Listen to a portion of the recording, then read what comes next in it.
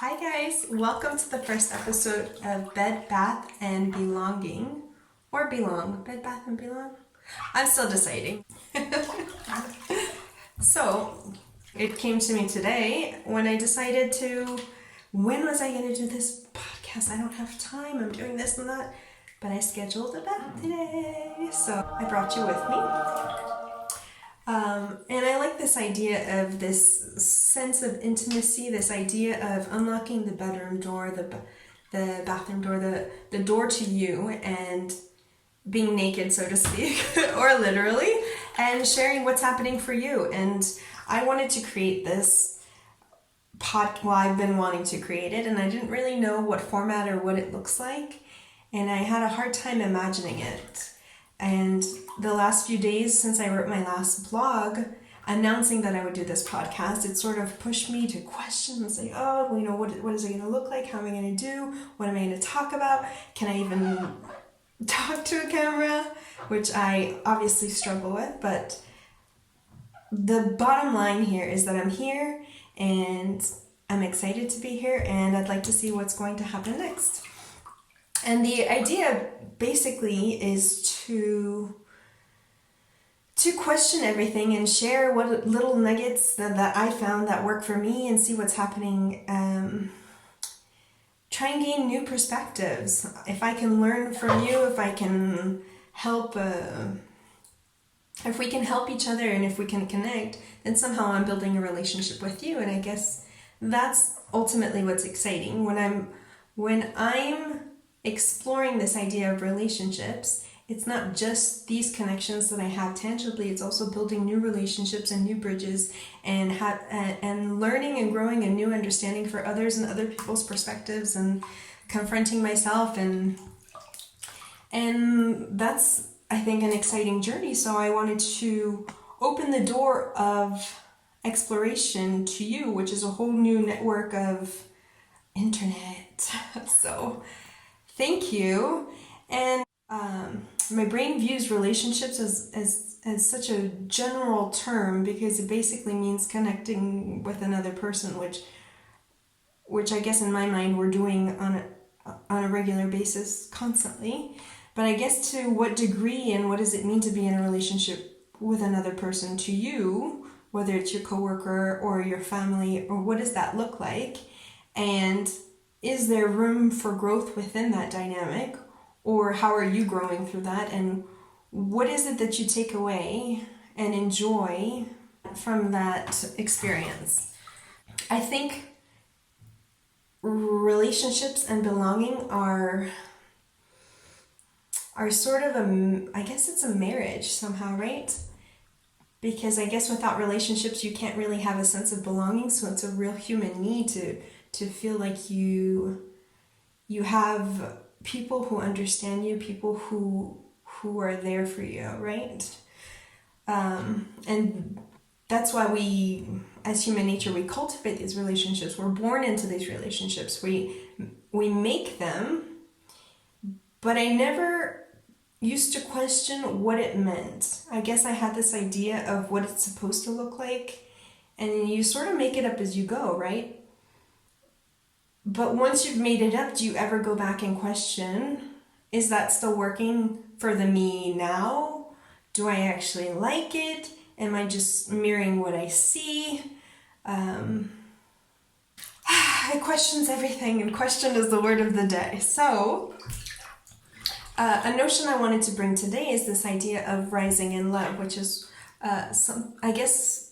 a phrase I learned when I was traveling many years ago in Australia, and it really resonated with me straight away. This idea, instead of falling in love as if it's something unconsciously that you do, it's rising in love. It's making a choice or being conscious of the choice you're making in building yourself up while learning about other people. Does that make sense? I'm not, I guess you'll tell me later, but I took that notion and I really applied it to my relationship with my husband, the relationship with my daughter, with my family, and it's brought a lot of peace and acceptance and love throughout this journey. This notion that we're rising together, that it's like we're constantly mountain climbing, which is really cool.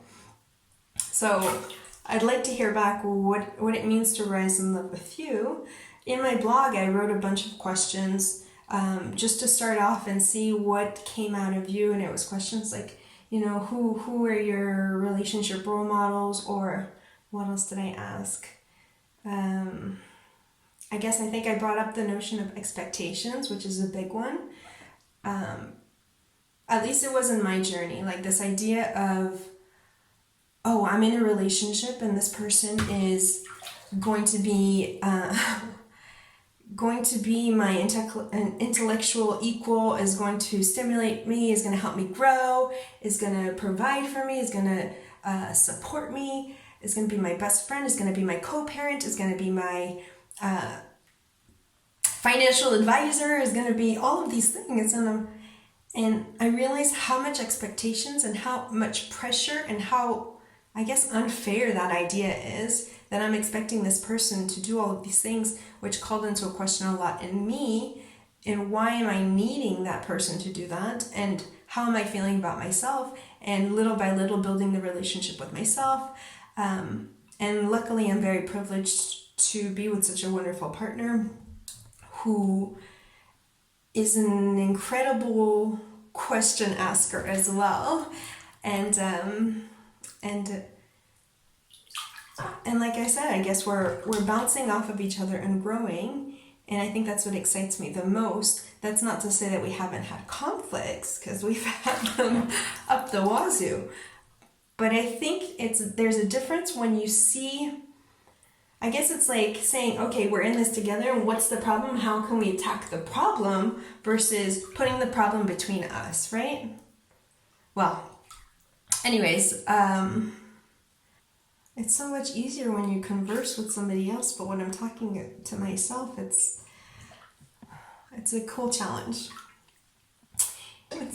So part of my journey was letting go of these ideas of expectations, or even with my mom needs to be like this because my mom was like this, or I need this, or my dad or my sister, or this is how a sister acts, this is how a partner acts, this is how a child acts. And it was incredibly liberating to decide, wow, that's not mine to decide somehow. It's they act how they act, and then I do what with that? Do I enjoy that? Do I want to spend time with this person? Can I voice what it happens in me? So yeah, that's a bit of where my brain goes at the moment. But I think another notion I wanted to bring up is this idea of like love being a noun as opposed to, I guess it's a verb as well. I just say that it's a verb, okay? I said that I'm active in it, that I'm conscious in it, that I'm aware, and that I'm making choices every day to be in a state of love and to show love to my family, to my partner, to my friends, to basically I'm in that state, and I'm actively in that state, and I'm feeling through it, right? I'm feeling through what happens, and then I'm figuring out what to do with that. It's like you can see the steam come up. So I guess that's to say that I practice daily, that it's become a part of the way that I ritualize my day. And I think that's one of the major components in my life, is creating rituals that celebrate the things I love most. And rituals and traditions are like the same for me. Like we have set days where we have family nights, or set days somehow in the week where we have couple time. We know that there's many things we want to do, and somehow because we adore these moments, we prioritize and we make sure that amidst all of the wonderful, beautiful things that we're doing, we also take this time to connect and be together. And that's part of that sense of belonging that we've created here, and that's the way that we continue to build our relationship together. But another component of that is this idea and sense of freedom, and finding what the meaning of freedom is within that couple dynamic or within that marriage or within that family, and making sure that each of us is nurturing that time and space that the other needs. And I think that's been a really huge component for my growth and for the growth within our relationship. And I think that's one of the most rewarding things of all of these questions somehow, is by asking myself all of these questions, I somehow am rewriting the story of my life. And I am now the director, and I'm directing, and I'm the main character, and I'm the director. Welcome.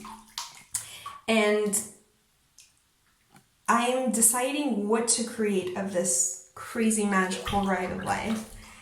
And I'm deciding what it means to belong to a family, to belong to